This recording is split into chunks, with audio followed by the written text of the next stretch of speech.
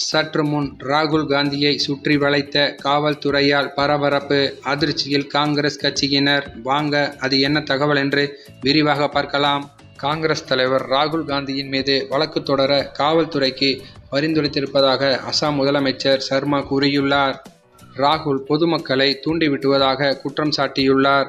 இது குறித்து எக்ஸ் வலைதளங்களில் பொதுமக்களை தன் பேச்சுகளால் தூண்டிவிட்ட உங்கள் தலைவர் ராகுல் காந்தி மீது நடவடிக்கை எடுக்க அசாம் டிஜிபிக்கு அறிவுறுத்தியுள்ளேன் என காங்கிரஸ் இளைஞரணி தலைவரின் பதிவுக்கு பதிலளித்துள்ளார்.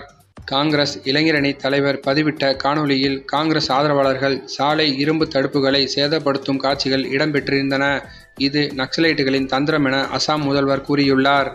இது அசாமின் கலாச்சாரம் அல்ல, முழுவதும் அநியாயமானது. உங்களது உண்மையற்ற தன்மையாலும் ஒப்புக்கொள்ளப்பட்ட வழிகாட்டுதல்களை மீறியதாலும் குவாஹாட்டியில் கடும் போக்குவரத்து நெரிசல் ஏற்பட்டுள்ளது. இந்திய